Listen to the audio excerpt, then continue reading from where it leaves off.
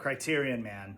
They just got a chokehold on me. It's one of the first movies that caught my eye was Killers of the Flower Moon. This is probably one of my favorite Scorsese movies. It was one of my favorite movies of 2023. It's very hard to watch. It's very heavy with the contents of the story, but it's so incredible. Robert De Niro and Leonardo DiCaprio, they play some of the most despicable human beings in this movie. And Lily Gladstone, she is incredible in this movie. I hope we see more of her. She's fantastic. I'm sad she didn't win the Oscar for this movie, but that being said, this is probably one of the most important movies that you have to see. And keeping on the Scorsese train, we got Raging Bull. This is another fantastic movie by Martin Scorsese. Robert De Niro is great as Jake LaMotta. All the fight scenes are so incredible, so immersive. It's very, very depressing and very sad, but it's also kind of interesting because Robert De Niro and Joe Pesci, they almost kind of switched roles because if you've seen Goodfellas and you've seen Casino, usually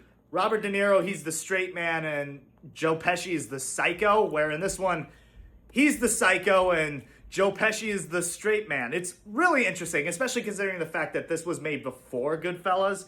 But yeah, incredible movie. If you haven't seen it, definitely check it out. One of the most shocking entries in the Criterion that I picked up is Pee-wee's Big Adventure. I loved this movie growing up. I didn't watch it until I was a little older once I got Netflix, but that being said, this is a fantastic time. It's one of Tim Burton's funniest movies. It's really different for Tim Burton simply because you don't have the same dark style that you're used to with Tim Burton in this movie. It's way more silly, but it's a fantastic time. It's also a rip on Bicycle Thieves, which I think is just hilarious. So these next three movies I haven't seen yet, but I'm very excited to check them out. And one of the first ones that caught my eye was Ghost Dog.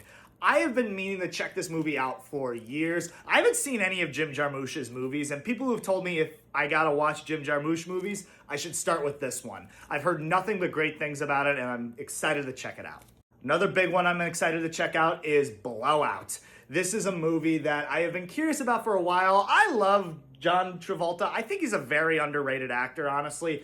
And this has been a movie I've been curious about simply because I love Brian De Palma, and I've heard great things about it, but I just haven't had a chance to check it out. So I'm glad I got this movie. And the next one I got are actually two movies. I got The Three Musketeers and The Four Musketeers. I was curious to check this out simply because A, it's directed by Richard Lester, who directed the Beatles movies, and he also directed Superman 2. And what's curious about this movie is that they shot both of these movies back to back. And what's interesting about that is that concept of shooting a movie back to back, because they did it, that's what inspired Robert Zemeckis and Bob Gale to do it with Back to the Future Part 2 and 3. So very interesting. I'm very curious to check this out. My buddy Joey, he loves this movie. He's always referencing Oliver Reed in this movie. So I'm very excited to check this out. So that was my Criterion Collection haul for the 50% off sale. What movies did you get on the 50% off sale, and which one are you excited for me to check out? Let me know in the comments down below.